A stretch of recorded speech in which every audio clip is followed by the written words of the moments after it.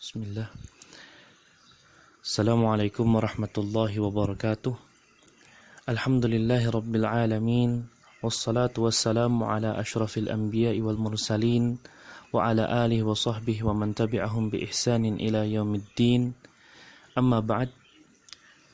Pada audio kali ini insyaallah akan ada beberapa poin sederhana tentang isim mu'rab dan isim mabni. Sebagai muqaddimah sebelum belajar berbagai jenis isim mu'rab seperti isim mufrad, musanna, dan jama'.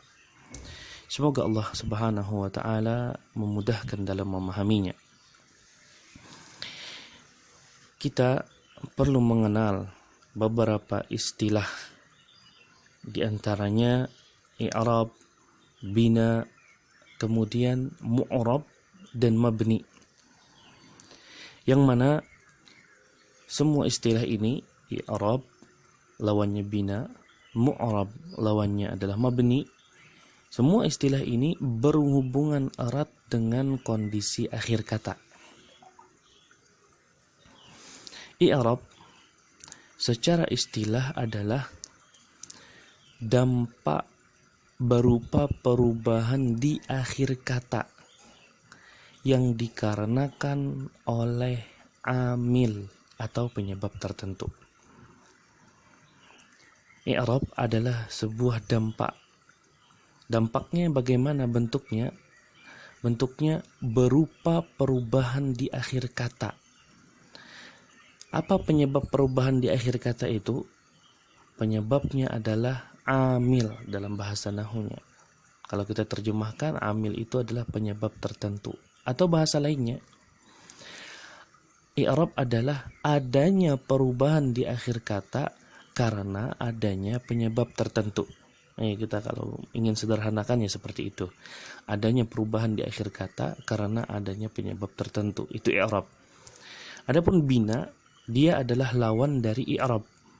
Maka secara istilah, bina adalah tidak adanya perubahan pada akhir kata walaupun ada penyebab tertentu. Tidak adanya perubahan pada akhir kata walaupun ada amil atau penyebab tertentu. Atau dalam bahasa lainnya bisa kita katakan, dimanapun kata tersebut diletakkan, kata tersebut tetap seperti keadaan semula. Dimanapun diletakkan, di awal kalimat atau di tengah kalimat atau di akhir kalimat, kata tersebut keadaan akhirnya tidak berubah. Itu yang disebut dengan bina. Nah, dengan begitu mudah bagi kita untuk memahami kata mu'rab dan mabni. Mu'rab adalah kata yang bisa berubah keadaan akhirnya. Misalkan Zaidun menjadi Zaidan, bisa menjadi Zaidin. Dari dhammah ke kasrah, kemudian ke fathah, atau dari fathah bisa ke kasrah, atau dari kasrah bisa ke dhammah. Berubah-ubah akhir katanya. Zaidun dhammah menjadi Zaidan fathah, kemudian menjadi Zaidin kasrah. Tergantung di mana dia diletakkan, tergantung jadi apa dia. Nah, ketika isim tersebut kita dapati bisa berubah-ubah keadaan akhir dari sebuah kata tersebut bisa berubah-ubah, maka kita katakan kata tersebut adalah kata yang mu'rab. Adapun mabni adalah kata yang tidak ada perubahan pada keadaan akhirnya. Kata yang tidak ada perubahan pada keadaan akhirnya. Kalau mu'rab tadi, kata yang bisa berubah keadaan akhirnya. Mabni tidak ada perubahan. Kalau mu'rab bisa berubah. Nah, kita contohkan untuk mabni sebuah dhamir anta. Kata ganti anta yang artinya kamu. Kita contohkan, dia diposisikan di depan. Anta syabun mu'addabun. Engkau seorang pemuda yang beradab. Anta, kita lihat huruf taknya berharokat fathah. Posisi antaknya di depan kalimat. Sekarang kita posisikan dia bukan lagi di depan. Hal anta mim masjidin. Hal anta mim masjidin. Dia bukan lagi di depan nih antaknya. Hal anta mim masjidin. Apakah engkau dari masjid? Apakah kamu dari masjid? Nah, antaknya di sini kita lihat masih seperti bagaimana keadaannya ketika di depan. Huruf akhirnya masih berharokat fathah. Kemudian kita taruh dia di paling belakang. Unwanu qissati anta. Judul kisah yang kutuliskan adalah anta, kamu.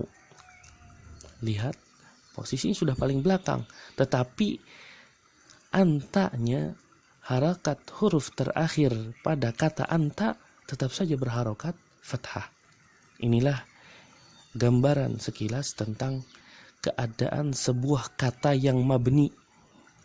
Tidak ada perubahan pada keadaan akhirnya. Kemudian penting diketahui bahwa alamat i'rab baik pada isim dan fi'il ada dua. Yang kita pelajari pada contoh itu alamat yang pertama, yaitu harokat.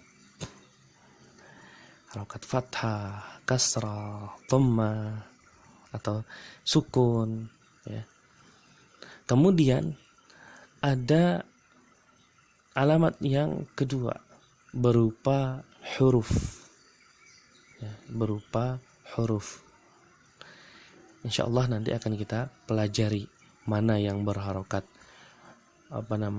alamat i'rabnya adalah huruf, mana yang alamat i'rabnya adalah isim dengan perinciannya. Kita beri contoh-contohnya. Namun di sini kita cukup mengenal dulu isim yang bagaimana yang dia alamat i'rabnya adalah harokat, isim yang bagaimana alamat i'rabnya adalah huruf.